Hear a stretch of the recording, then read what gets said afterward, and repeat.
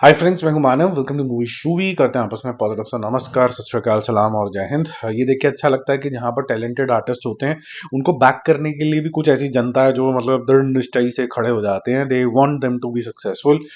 One such case is Shahid Kapoor. तो शाहिद कपूर की movie है ओ रोमियो। उसका हम बिजनेस एनालिसिस इसी वीडियो के अंदर करेंगे, सबसे एंड के अंदर, तो बने रहिए। लेकिन कल क्योंकि मैं थोड़ा सा बिजी हो गया था तो मैंने दो दीवाने शहर में और 80 जो मूवी रिलीज हुई है काफी इंपॉर्टेंट सब्जेक्ट के ऊपर, ये क्या कर रही है उसके बारे में बात करेंगे और मेरी प्रतिक्रिया क्या है कुछ ऐसे लोगों के ऊपर जिन्होंने इन दोनों मूवी के ऊपर कम स्टार दिए हैं। ठीक है, और क्या एस्पेक्ट होना चाहिए जब आप मूवी देखते हैं। ठीक है, एक पहलू होता है मूवी देखने वाला और एक पहलू होता है कि इसके अंदर ह्यूमन स्टोरी या इमोशन या फिर करंट सिनेरियो के हिसाब से कितना बोल्ड सब्जेक्ट लिया गया। ठीक है, तो मैं पहले उन मूर्खों से बात करना चाहूंगा कि जब हम 80 की बात करते हैं, फिल्म मेकिंग बहुत इंपॉर्टेंट एक मैटर होता है ताकि आपके दिल तक वो पहुंच पाए।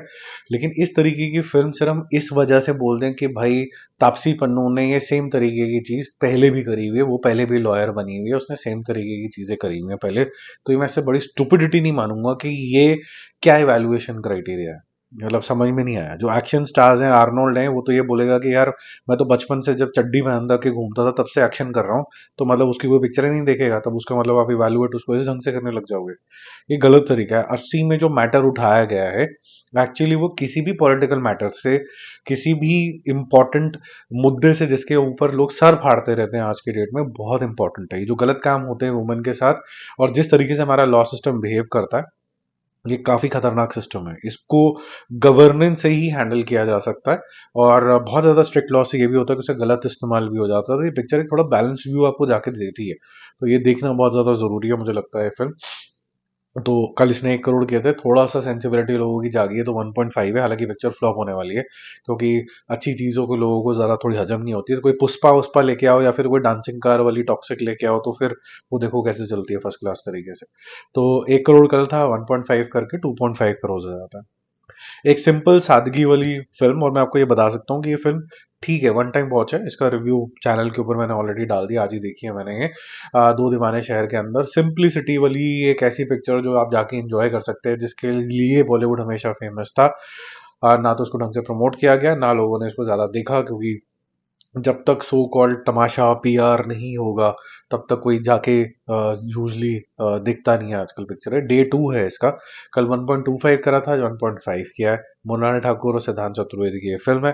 1.25 करोड़ प्लस 1.75 करोड़, 2.75 करोड़ हो जाता है। बॉर्डर 2 की बात करें तो उसने अपना सक्सेसफुल रन पूरे 30 दिन का पूरा कर लिया है।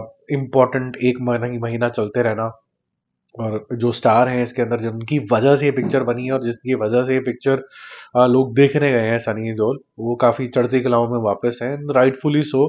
जिन लोगों को लगता है कि सर चीखना चिल्लाना, मैं उनके बारे में क्या ही बात करूं, रोज बात करते ही हैं ऐसे बेवकूफों के बारे में। बट जिसकी दुकान चलनी थी वो तो चल गई, और जिन्होंने रोना है वो रोते रहे। 50 लाख रुपए का बिजनेस इसने किया था और आज 1 करोड़ रुपए का बिजनेस करेगी, और आज भी मतलब लगातार चलती ही चली जा रही है। नई पिक्चरों में जितना ही बिजनेस कर रही है, तो ये 359.5 करोड़ हो जाता है इसका नेट कलेक्शन। 480 करोड़ हो जाता है इसका ओवरसीज का कलेक्शन, मतलब यानी कि वर्ल्ड वाइड कलेक्शन मिला के। अब ओ रोमियो के बारे में बात करते हैं। इसका डे 9 है। कल इसने 3 करोड़ किए थे, 3 करोड़। आज ये 3.5 करोड़ के आसपास करके 59 crore rupees net India level पे चला जाएगा, और लगभग लगभग 86 से 87 करोड़, 87 मोस्ट प्रोबेबली चला जाएगा, जो कि इसका वर्ल्ड वाइड कलेक्शन होगा। 17.5 करोड़ ओवरसीज से आया है इस समझ लीजिए 83 के अंदर। तो कल पता चलेगा कि ओवरसीज में कुछ इजाफा हुआ है कि नहीं हुआ। वैसे वहाँ स्लो डाउन काफी हो चुका है। बजट जो है वो इसका 100 करोड़ है, जिसमें 45 करोड़ जो है सिर्फ शाहिद कपूर की फीस बताई जा रही है, 40 to 45 करोड़। अब 100 करोड़ को स्पेंड कैसे किया गया, अमेजोन सॉरी कहाँ से रिकवरी हुई है।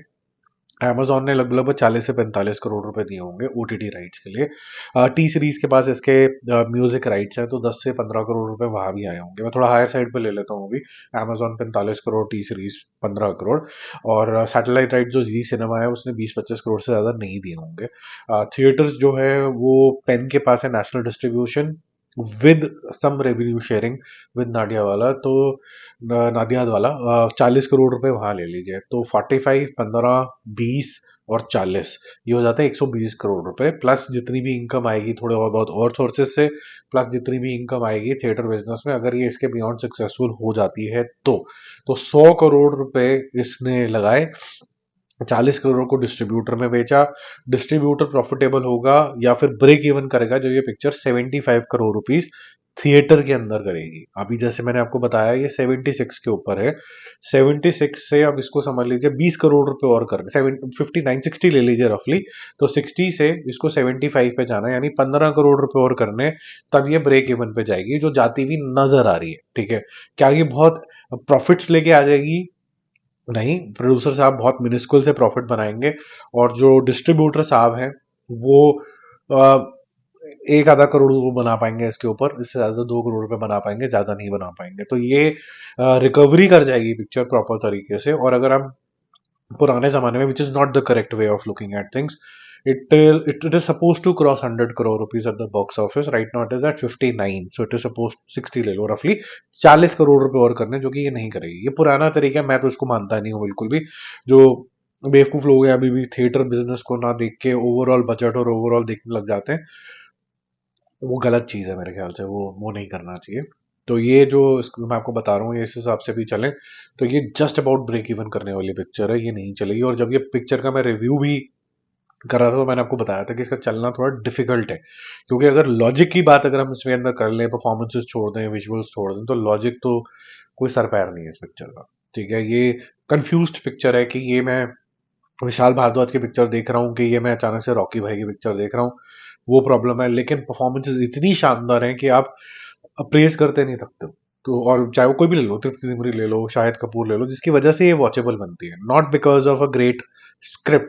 Unfortunately, Vishal Bhardwaj is expected to give a great character arc as well as a great story. I think he failed this time.